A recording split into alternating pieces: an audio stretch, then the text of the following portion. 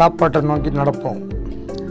எதிரில் இருக்குது நல்ல நல்ல இந்த இடத்துல சுத்தம் இல்லை, விலை அதிகம், வச்ச போர்டு, மைக்கா டோரு ஏதோ ஒரு இடத்துல ப்ரிப்பேர் பண்ணி அதை கொண்டாந்து நமக்கு மீதம் இருந்தால் கூட அவங்க வந்து எடுத்து ஃப்ரிட்ஜில் வச்சு இந்த கடையெல்லாம் வேண்டான்னு சொல்லிட்டு நம்ம கூட அசுத்தம் இருக்க வாய்ப்பு இருக்குது. காரணம் தானே இப்போ நெய்கிறோன்னு பார்த்தா அந்த கைகள் வந்து நம்ம உணவுப் பொருளோட கலக்க வாய்ப்பு. பெரிய ஹோட்டலில் கொண்டு போய் விட்டோன்னா விலை அதிகம், கொள்ளை அடிக்கிறாங்க. அடிக்கடி மீன் சாப்பிட்டு போகிறது உண்டு. இங்கே டிஃபன் சாப்பிட்டு போயிடுவேன், சாப்பிட்டபடியும் தான் இருப்பாங்க. அதை கொஞ்சம் ஒன்று சொல்லு அடியும்.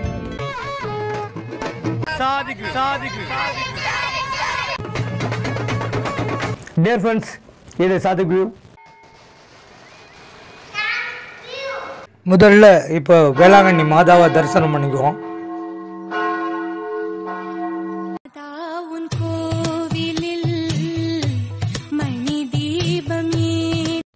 அடுத்ததா வயிறு பசி, அதற்கான வேலையை பார்க்கணும். அங்கே சாப்பாட்டை நோக்கி நடப்போம். இப்போ ரொம்ப தூரம் போகணுன்னு அவசியம் இல்லை. இந்த கோயிலை விட்டு வாசலுக்கு இறங்கியதோட எதிரில் இருக்குது நல்ல நல்ல உணவு பதார்த்தங்கள். ரொம்ப எளிமையாகவும் தூய்மையாகவும் இருக்குது. இதுக்கு முன்னாடி போட்ட வீடியோலாம் பார்த்துட்டு பல பேர் நல்ல கமெண்டு போட்டிருந்தாங்க. சிலர் வந்து இந்த இடத்துல சுத்தம் இல்லை, விலை அதிகம் அப்படின்னு எழுதியிருந்தாங்க. அதை பற்றி தான் இந்த வீடியோவில் பேசலான்னு இந்த வீடியோவை பதிவு போட்டேன். சுத்தங்கிறது பலர் வந்து என்ன நினச்சிட்ருக்காங்கன்னா, வாசலில் பெரிய லைட் வச்ச போர்டு, மைக்கா டோரு, டைல்ஸ் தர, யூனிஃபார்ம் போட்ட ஆள்கள் இவங்கெல்லாம் இருந்தால் அந்த இடம் வந்து சுத்தம், மற்றதெல்லாம் வந்து சுத்தம் இல்லை அப்படிங்கிறது வந்து பலருக்கு வந்து மனசில் பதிஞ்சிருக்கு. நம்ம கண்களால் பார்க்காம ஏதோ ஒரு இடத்துல ப்ரிப்பேர் பண்ணி அதை கொண்டாந்து நமக்கு சர்வ் பண்ணுறத நம்ம சுத்தம்னு நினச்சிக்கிட்டு இருக்கோம். இது போன்ற இடங்களில் தான் எந்த ஒரு சாப்பாடு ஐட்டமும் உடனே ரெடி பண்ணி நமக்கு கொடுக்குறாங்க. அதே போல் மீதம் இருந்தால் கூட அவங்க வந்து எடுத்து ஃப்ரிட்ஜில் வச்சு அடுத்த நாள் சுடு காட்டி அப்படியெல்லாம் பயன்படுத்த முடியாது. இங்கே எல்லா நிகழ்வுமே நம்ம கண்ணுக்கு முன்னாடி தான் நடக்குது. இதில் என்ன சுற்ற குறைபாடாக இருக்குது, அந்த கீழே உள்ள தரை மட்டும்தான் ரோடு. அது வந்து நம்ம நீங்கள் சொல்கிற மாதிரி அதுக்கு வந்து 5 ஸ்டார் ஹோட்டலுக்கு தான் போகணும், டைல்ஸ் ஒட்டின ஹோட்டலுக்கு தான் போகணும். அதுக்கு நம்ம எல்லாருமே பணக்காரனாகவும் கோடீஸ்வரனாகவும் பிறந்திருந்தோம்னா இந்த கடையெல்லாம் வேண்டான்னு சொல்லிட்டு நம்ம வந்து அந்த ஹோட்டலை மட்டும் ஆதரிச்சிருக்கலாம். இங்கே அன்றாட காட்சிகளும் வறியவர்களும் இல்லாதவர்களும் இங்கே வந்து நிறையா பேர் சாப்பிட்றாங்க. இருக்கிறவங்களும் ஒரு என்டர்டெயின்மெண்ட்டுக்காக இந்த இடத்துல நின்று தட்டில் வாங்கி சாப்பிட்றாங்க. அதில் ஒரு ஜாலியாக அனுபவிக்கிறாங்க. நம்ம எல்லாத்தையுமே வந்து நடைமுறையாக பார்த்தோன்னா சுத்தம் அசுத்தம் அப்படின்னு தனித்தனியாக நம்ம பிரிக்க முடியாது. காரணம், நாமளே நம்ம ஏதாவது ஒரு உணவு தயாரிச்சோன்னா அதுலேயுமே கூட அசுத்தம் இருக்க வாய்ப்பு இருக்குது. காரணம், நம்ம கையை போட்டு தானே இப்போ நெய்கிறோன்னு பார்த்தா அந்த கையில் உள்ள வேர்வை சுரப்பிலேருந்து எவ்வளோதோ தீங்குகள் வந்து நம்ம உணவுப் பொருளோட கலக்க வாய்ப்பு உண்டு. அதே தான் மற்றவங்க செஞ்சாலும் அந்த பிரச்சனை தான். இதுக்காக நம்ம க்ளவுஸ் போட்டு செய்யும்போது க்ளவுஸில் உள்ள பிளாஸ்டிக் வந்து அந்த உணவோட கலக்கிறதுக்கு வாய்ப்பு இருக்குது. இது மாதிரி உணவு பிரச்சனையை பொறுத்த வரைக்கும் நம்ம இடமும் சூழ்நிலையும் மனமும் பொறுத்தது தான் சுத்தம். இது போல் பழிக்கிறவங்கள பெரிய ஹோட்டலில் கொண்டு போய் விட்டோன்னா அங்கே வேடிக்கை பார்த்துக்கிட்டே கொடுக்குறத சாப்பிட்டுட்டு கேட்குற பில்லை கொடுத்துட்டு டிப்ஸை கொடுத்துட்டு விளையாடுவாங்க.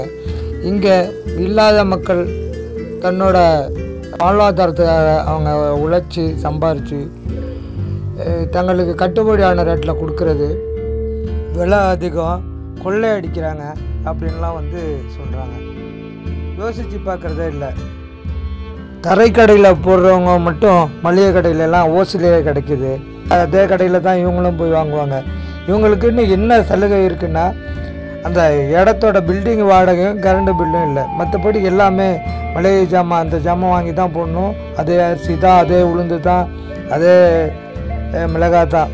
அதை யோசித்து பார்த்து நம்ம மற்றவங்களோட மனசை புண்படுத்தாம விமர்சனம் பண்ணுறது தான் நல்லது.